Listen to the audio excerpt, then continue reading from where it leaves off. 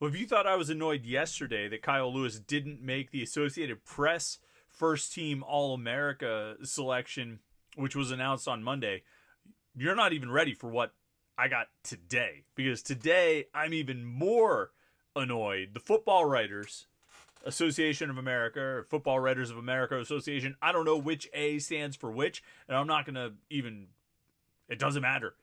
Because they announced their All-America team yesterday. And not only was Kyle Lewis not a first team selection, he didn't make it at all. Let me see how many the first team, second team offense, second team. So my first team and second team, and Kyle Lewis did not make the cut at all. And it's unbelievable. It's unbelievable to me. I don't get it. I don't understand what people are missing with Kyle Lewis. I mean, I think even if you want to be the most basic sort of stat reading, base your votes on stats, that's what he's got. That's what works the best for Kyle Lewis and makes his case the most, and yet he doesn't make the first team. Remember yesterday with the Associated Press, it was Sean Dolak from Buffalo. Yeah, dude should be a first-team All-American. He had an awesome season. He should be a unanimous first-team All-American, and I think he's well on his way. He got first team for the AP, and he got first team for the Football Writers. But then the other two guys on the AP first-team All-America linebackers were Jay Higgins from Iowa and Carson Schwezinger from UCLA. Yesterday, when the Football Writers came out with their first-team All-Americans, it was, again, Sean Dolak, so that's good. They also included Jay Higgins, whose stats don't even come close to stacking up against Kyle Lewis's. And then they added, they dropped Schwezinger, who didn't even make the first or second team. They added Aiden Fisher from Indiana, another Big Ten school. Now, not to be confused with Aiden Fish. This is Aiden Fisher, and Aiden Fisher had 108 tackles. So that's I just want to make sure he only that's 108 tackles. That is 12 more than Kyle Lewis. He had 4 tackles for loss. 4. Kyle Lewis had 15 and a half. Aiden Fisher, again, not to be confused with Aiden Fish, had 1.5 sacks. Kyle Lewis had 7. Aiden Fisher had 0 interceptions. Kyle Lewis had 4. Tell me how this player, who all he did was have 12 more tackles, deserves first team All-America status, first team All-America selection over the guy who had 12 fewer tackles. So 1 fewer tackle per game, just 1 per game, and had 15 and a half tackles for loss, 7 sacks, and 4 interceptions. Explain that one to me. And then Lewis doesn't even make the second team. And actually, Schwezinger from UCLA didn't make the second team either. The second team for the Football Writers at linebacker was Jihad Campbell from Alabama, Danny Stutzman from Oklahoma, and Jackson Woodard from UNLV, but not Kyle Lewis. And I don't get it. Doesn't make any sense. Kyle Lewis getting totally screwed here again. I don't know if it's Big Ten bias. I don't know if it's getting overshadowed by the 5-game losing streak. It doesn't matter. He was one of the best linebackers in the country. There are still a few more All-American teams that are yet to come out. And let me tell you, he better get the cut. He better make the cut. I'm so frustrated I can't even find the right words to speak. I mean, you got to reward the best players. It doesn't matter what kind of season their team had. It doesn't matter if they started 7-0 and they finished 5. I don't care if they're a playoff team or not a playoff team. If they're one of the best players in the country, you should recognize them as such. And Kyle Lewis has gotten shunned by a pair of All-America selections so far, at least on the first team, and getting completely shut out by the Football Writers. Which was announced yesterday, and I don't get it. At least they gave some respect to Desmond Reid. Desmond Reid made the second team as an all-purpose selection for the Football Writers. Reid was, Travis Hunter was the first team all-purpose player. I guess that makes sense. I mean, I don't, I guess you could pick any position really for Hunter. You could pick wide receiver, defensive back, or all-purpose. They gave it to Travis Hunter on the Football Writers, but Desmond Reid was the second team. So I mean, if you're the second team all-purpose guy, and the guy you're behind is the Heisman Trophy winner, okay. I think that's okay. That's not going to, you're not going to get too much complaints from me about that. But it's interesting, though. Desmond Reid and Kyle Lewis, the two guys we've talked about so far, both got second team All-America honors from the Associated Press. Reid following it up with second team All-America honors from the Football Writers. And like I say, a few more of these All-American teams coming out. I'm sure they'll include Lewis and Reid. It's interesting, though, with those two guys. And I was thinking about it. I was thinking about those two players and how they got to Pitt and what it means at Pitt, or what they've been and what it sort of says. And as we approach this sort of, it's not a crossroads, because it's far more drawn out than that. It's not as sort of precise as a crossroads moment. But as we approach this sort of this stage in college sports, particularly college football, and we talk about how Pitt's going to survive and how Pitt's going to thrive and how they're going to move forward and have success in college football, those two guys are really interesting to consider, because of the process by which Pitt got those players, bringing them here, what it says about the staff, what it says about the recruiting process, the evaluation, the development, and all of those things, and the success that they've gone on to have. And it's not the first time we've seen players like them have the success like they've had under this coaching staff at Pitt. And so, I think maybe guys like Kyle Lewis and Desmond Reid provide a little bit of a roadmap for how Pitt can move forward, stay alive in this next era of college sports, and maybe even thrive and have success. It's not going to be easy. It's not going to be 100% reliable to get 10 or 11 and 12 win seasons every year, but it is something you might be able to do pretty consistently and have some success. Let's talk about Pitt's path forward and their place in the future of college football and how they can make sure they win games as this sport keeps evolving. And we use Desmond Reid and Kyle Lewis and a few other guys as our examples here on the Morning Pitt on youtube.com/Panther-Lair.com.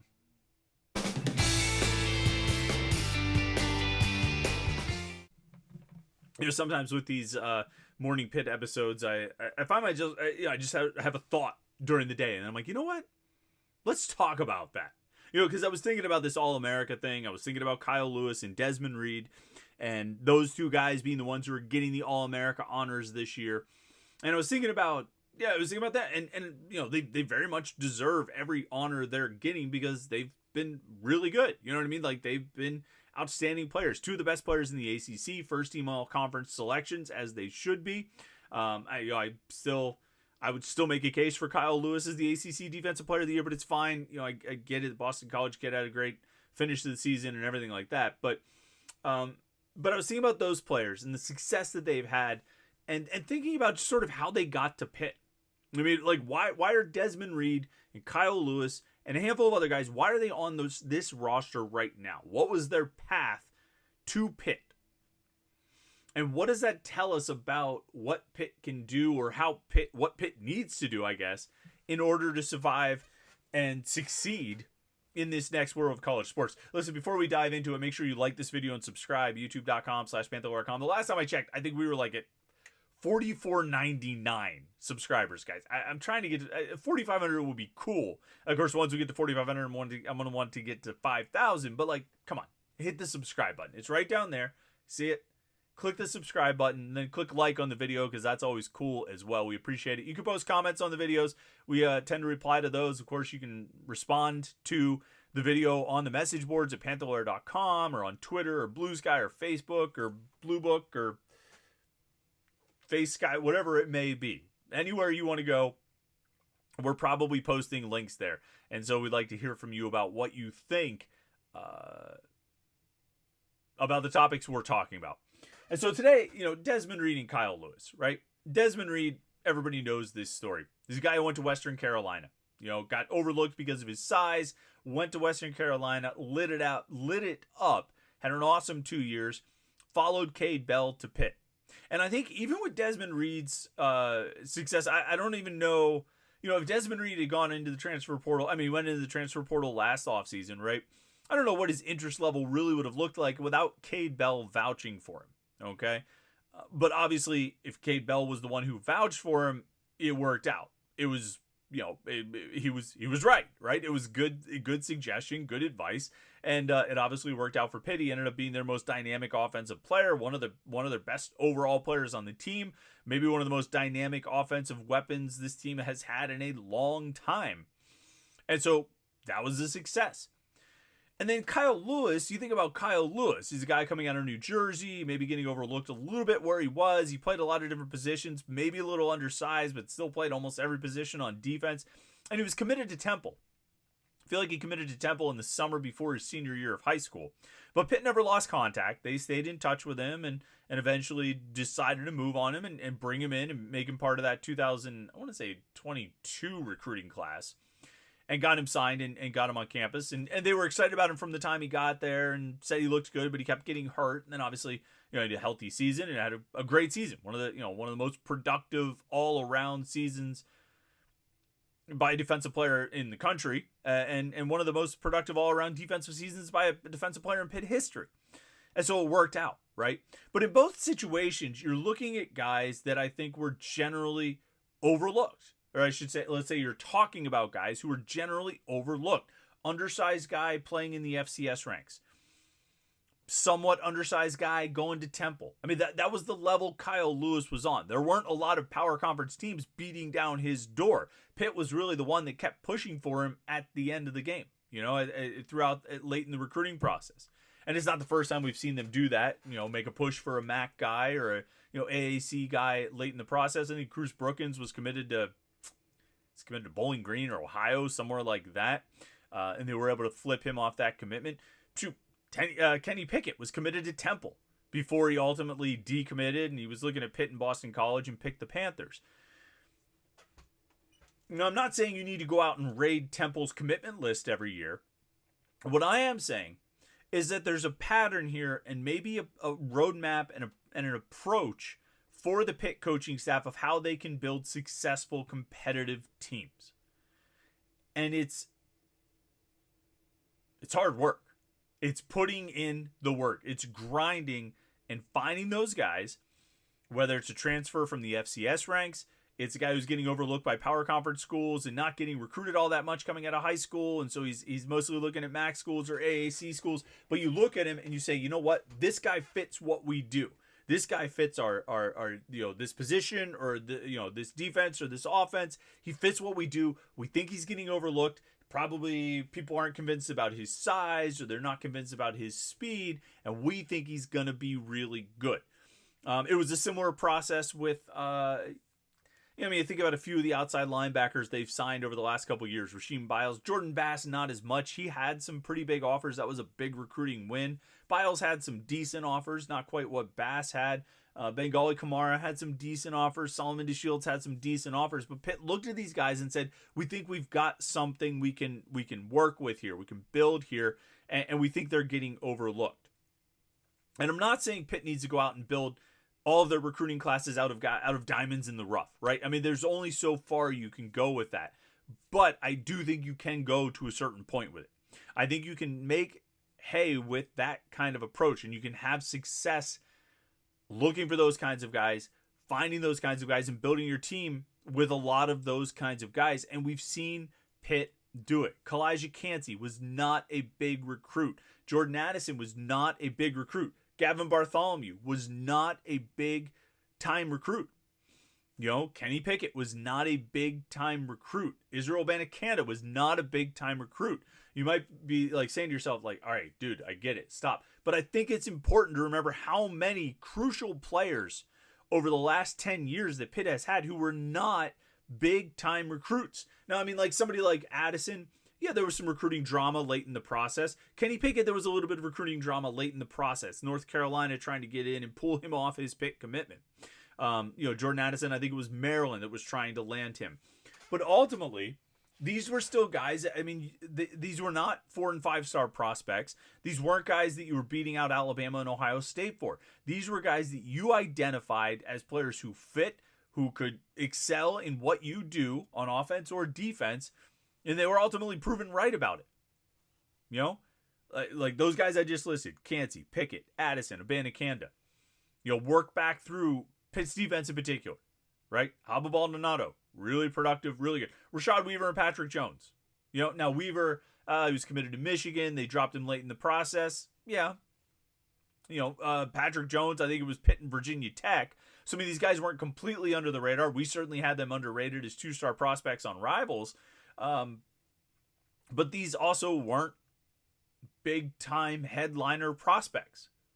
And those two guys, Jones and Weaver, end up being All-Americans. Servassier Dennis ends up being a first-team All-ACC linebacker. Up until this year with Kyle Lewis, the only first-team All-Conference linebacker selection that Pitt has had under Pat Narduzzi. And it was Servassier Dennis, a guy who was going to Army.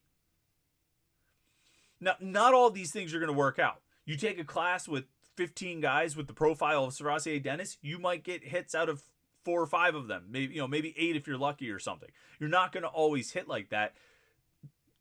So, you have to get a little bit lucky. But Pitt has had, I think, enough success finding guys like that. There's a Florida cast-off, Kylan Johnson. There's Tyler Wiltz coming out of the FCS ranks or wherever he came from. Ended up being a productive, successful, productive player. MJ Devonshire cast off from Kentucky. Donovan McMillan runs away from Florida. I mean, some of these guys are power conference ads, but again, you're digging in and you're finding the guys who really fit. And this is probably the way Pitt has to operate going forward. They're going to have to moneyball it to a certain extent. And that's not exactly the perfect way to describe it, but you're going to have to find, I feel like a dork saying something like market inefficiencies, I don't think that's exactly what I'm talking about, but you're going to have to find the hits and the home runs that other teams miss. And you're going to have to get them for less than other teams pay. That's the reality of the situation for Pitt right now. Whether it's retention or adding players out of the transfer portal, they're going to have to get guys who are willing to take a discount. They're going to have to pay less than a lot of their peers are paying. They're going to be able to they're only going to be able to offer less than a lot of what their competitors are paying. And that makes it difficult. It limits the pool of available players you have. It also puts you in a difficult position where if you think you have someone locked up and somebody else can just outbid you, it also means you've got to recruit these players based on the relationships and the fit and what you can do for them to help them in their career, in addition to what they can get on the NIL front, which is going to be less than what other schools might be willing to offer. And so it's a tough challenge. It's an uphill battle for sure. And like I say, it's not one that I necessarily know that you can be sustainable year to year doing it, winning 10, 11, 12 games a year. I think there are going to be programs that are going to be able to buy their way into 10 to 12 wins every year and be perennial playoff participants. 4 out of 5 years, 3 out of 4 years, something like that. That's not going to be Pitt. What Pitt can do, though, is still build the foundation through recruiting, through good evaluation and development, find those transfers, find those guys like Desmond Reid, find the redshirt freshman quarterback who never played, is coming out of a big time program, and you think has a chance to be really good. You got to find those guys. Like what we're looking at right now with the transfer portal activity, with the big names that are going into the portal and the big names that are signing. Pitt, I think, is pretty far away from swimming in those waters. And maybe if they have enough success, maybe if they're willing to commit enough finances, they can get there. But until that happens, until Pitt, the university, is willing to commit to fully buying in on it, then Pitt, the football program, and Pitt, the collective, and Pitt, the evaluation team, and Pitt, the recruiting team, and the scouting department, and all those different things they have, are going to have to find the players that other teams miss, because that's what they can afford right now. And it doesn't mean you can't win like that, because I think you can. Stephen O'Millan came in from Kent State, great transfer portal ad. Not sure if Pitt would be able to afford him these days, because they got him in 2018. It was a different world back then in terms of adding transfers and what you could do. So it's a challenge. But this is, if you're going to succeed as a school like Pitt, this is what you're going to have to do. And this is how you're going to have to go about it, and this is the work you're going to have to put in. But it can work when you see guys like Desmond, Reid, and Kyle Lewis. Bring it full circle there. You like that? I don't know. 2 All-Americans. Deserving All-Americans. Great players. All-conference players. And, probably representative of what Pitt needs to do recruiting and, out of high school and out of the transfer portal going forward, if they're going to have success or find ways to sustain success. So we'll see what they're able to do. Let's talk about it tonight, though. We have our live show, our live Panther-Lair show here at 8:30 right here on youtube.com/Panther-Lair.com. That's tonight. Me and Jim Hammett will be hanging out. We'd love to have you join the conversation as well. Post your comments and questions off on the side, and we will answer as many of those and respond to as many of those as we can. Those are always fun conversations to have, so hopefully you can be part of it too. Big volleyball match tomorrow night. Pitt in the Final Four at Louisville, literally at Louisville. And so we'll talk a little bit about that tomorrow and get into some basketball conversation ahead of the non-conference finale against Sam Houston on Saturday. We'll talk more football stuff because we'll be 1 week away from the Game Above Sports Bowl against Toledo. Lots of stuff going on. So we'll talk about that tonight on the live show. We'll talk about that tomorrow on the Morning Pitt. And then Friday we'll have the Morning Pitt mailbag to get all your questions about Pitt sports. Good times will be had by all. So like and subscribe.